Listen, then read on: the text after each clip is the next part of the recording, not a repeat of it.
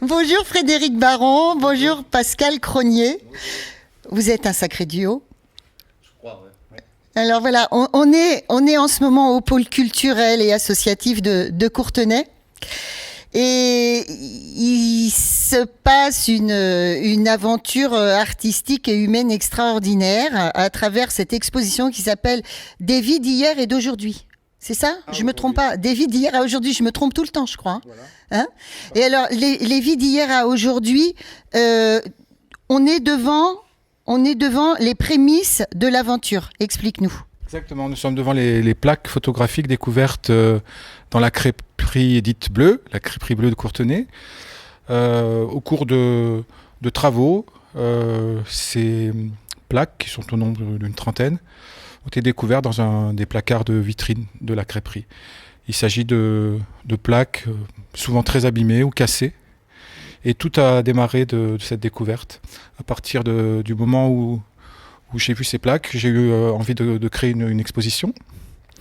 Et c'est surtout des rencontres qui ont démarré à partir de cet instant. Et dont une fondamentale qui est avec Monsieur Pascal Cronier, qui est au cœur du projet. Ah, Monsieur Pascal Cronier ici présent. Parce qu'en fait, alors, il y avait deux solutions, Frédéric. Soit tu exposais les photos, pour ainsi dire, telles quelles, ce qui est très beau. Et puis aussi, tu rencontrais sinon l'artiste qui faisait autre chose de ces photos. Voilà. Alors c'est ça en fait, la proposition est là. On considère que le trésor, ce sont ces plaques à partir desquelles vont être déclinées des propositions artistiques.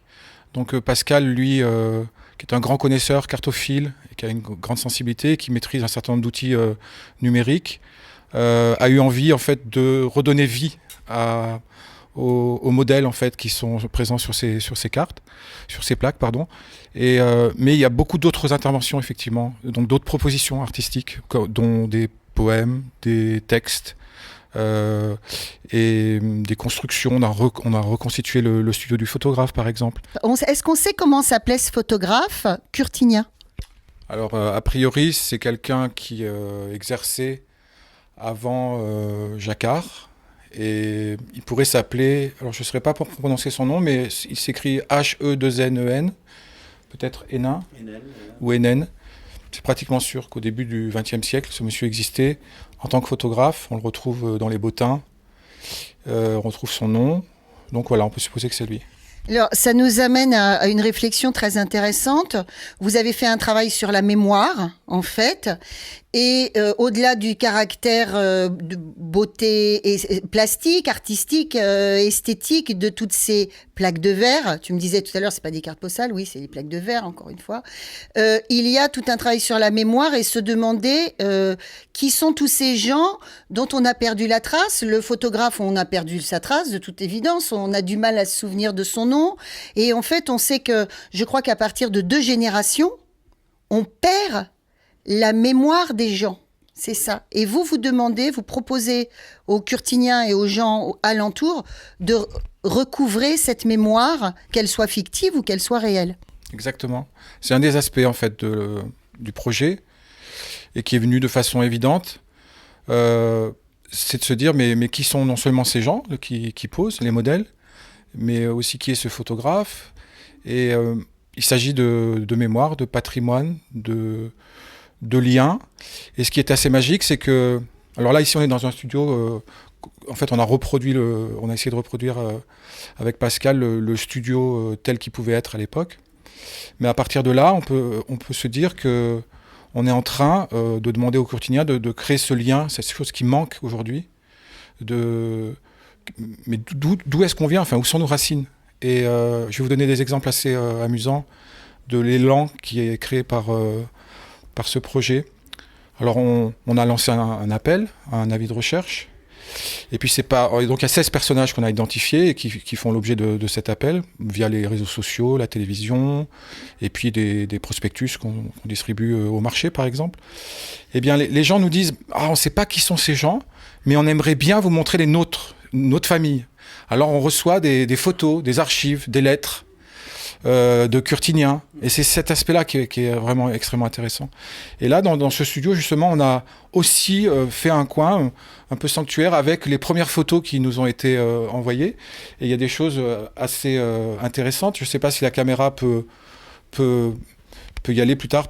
Mais en tout cas, ce qui est certain, c'est que on est face à un phénomène voilà, de lien. Et on essaye tous ensemble, Curtiniens, de savoir d'où on vient.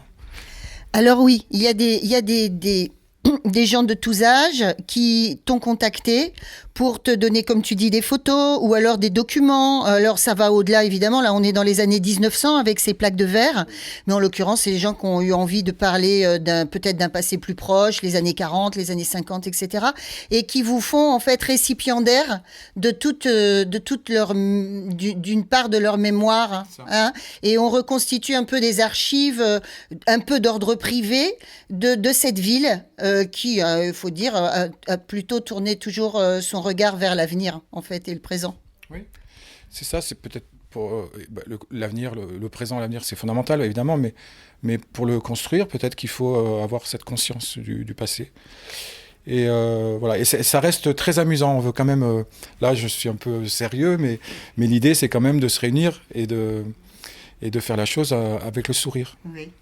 Alors, néanmoins, on est dans un lieu très rétro, un lieu de reproduction des années 1900, mais derrière, il y a des jolies aventures du présent qui se sont passées parce que il y a des gens qui ont travaillé à créer certains éléments ici, qui sont des gens qui n'avaient pas forcément à la base l'habitude de rentrer dans ce type de dynamique collective, associative. Exactement.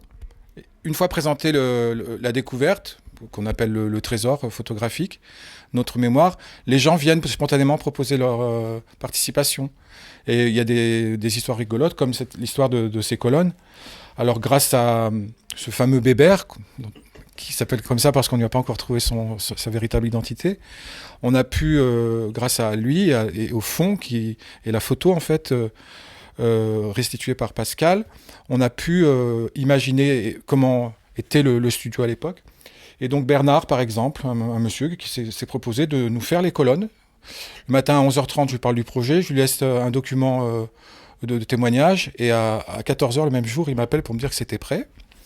C'est extraordinaire. Ensuite, un autre participant, Jean-Pascal, qui lui nous propose de faire le faux marbre. Et puis voilà, d'un seul coup, les colonnes sont là. Et puis on pense à la grande colonne de Bébert, mais on se dit, il y a des enfants probablement qui vont être intéressés par ce projet parce qu'il faut impliquer les enfants.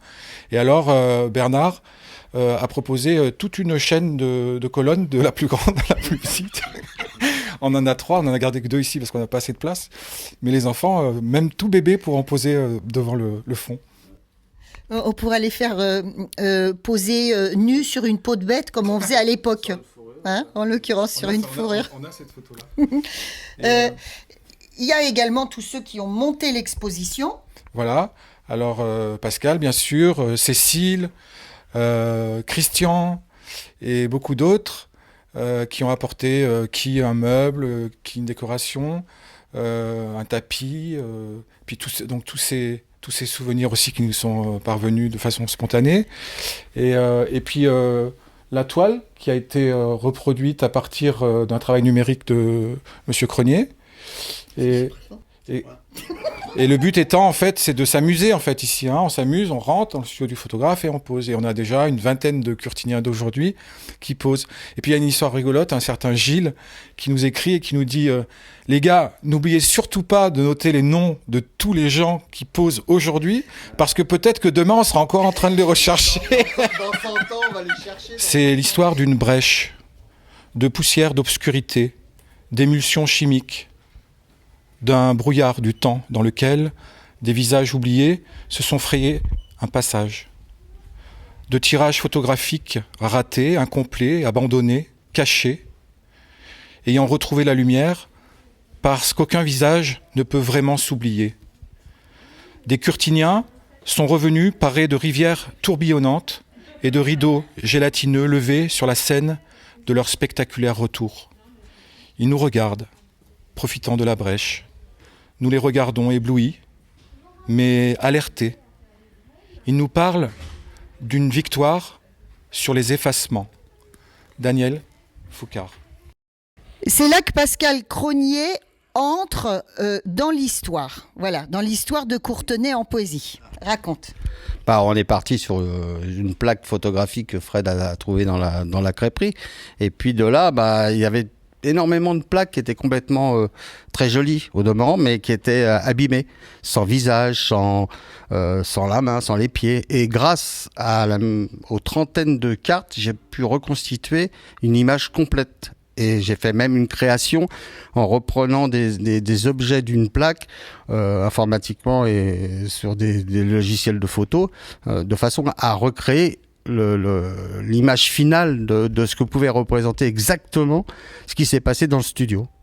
Et on arrive à avoir une sorte de morphing de façon à arriver à cette belle femme qui est là avec son beau collier et cette belle mariée et puis voilà. Donc tu les as mises en couleur également. Tu es vraiment allé jusqu'au bout de ce qu'on peut proposer en restauration de photos. Ça devient, comme tu dis, on n'est plus dans la restauration, on est dans la création.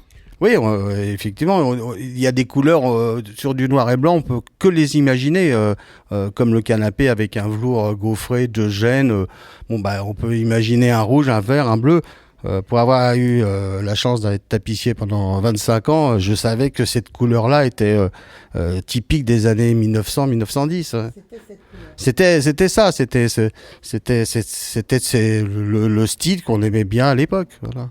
Bon là, le carrelage, c'était rouge, c'était un peu marron rouge. Moi, je me rappelle ma mère qui frottait ses tomates qui étaient d'un rouge éclatant. Voilà, c'est l'idée. Voilà, c'est recréer la couleur que pouvait voir le photographe et que pouvaient voir les gens en 1900. C'est ça que je voulais absolument faire ressortir aux gens. C'était l'idée.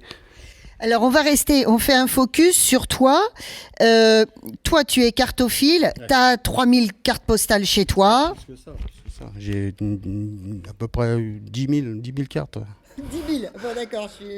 Faut peut-être pas le dire trop. Non mais ils n'ont pas tous de la valeur. Hein. J'ai à peu près 10 000 cartes, ouais. Toute la France confondue, ouais. Et alors, tu as un site et tu reconstitues tout l'imaginaire qu'il y a autour des cartes postales. Raconte ce que tu fais. J'anime des cartes postales, c'est-à-dire que je me perds dans la carte postale à force de les regarder et j'arrive à voir des objets qui bougent. Et un jour, je me suis dit, mais attends... Sans rien prendre, c'est pas normal que tu vois des choses comme ça. Et en définitive, je faisais bouger des personnages, des trains, des voitures, et tout ça. Et j'ai voulu vraiment le faire et j'ai réussi à le faire. Et j'ai fait un film, j'en ai fait 2, j'en ai fait 3 et puis voilà, j'anime des cartes postales. C'est un peu fou, mais c'est comme ça. Alors c'est ce qu'on verra. Ensuite, il y a une autre salle qui est le grand théâtre en fait du pôle culturel. C'est aussi l'occasion de découvrir un lieu absolument magnifique. Et là-bas, il y a un des films que Pascal a créé à l'occasion de cette exposition. Pascal Cronier, en fait, tu es allé plus loin que la demande que tu avais faite, Frédéric, quelque part. Enfin, dès le début, tu es allé plus loin. Parce que non seulement tu as restauré les plaques de verre, mais en plus, enfin, du moins les reproductions, en plus, tu as colorisé.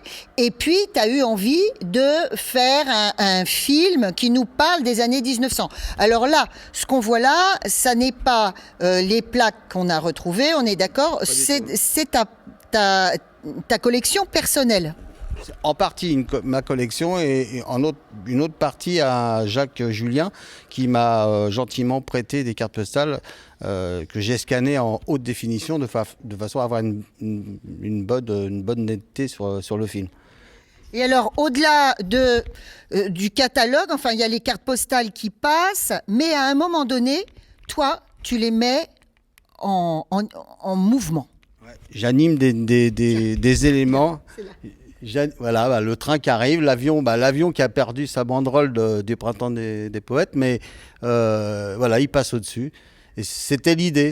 Quand je regardais mes cartes postales, l'idée, c'est que j'arrivais par la fatigue, peut-être, j'en sais rien, je voyais bouger. J'ai dit, c'est pas possible, ça bouge tout seul. Et de là, j'ai dit, attends, on va essayer de les faire bouger, ces cartes. Et voilà, donc Ouais, j'ai appris par un ami qui m'a initié à des montages photos, films. Et puis je suis parti voilà, autodidacte, mais complètement. J'ai fait des films comme ça. Voilà.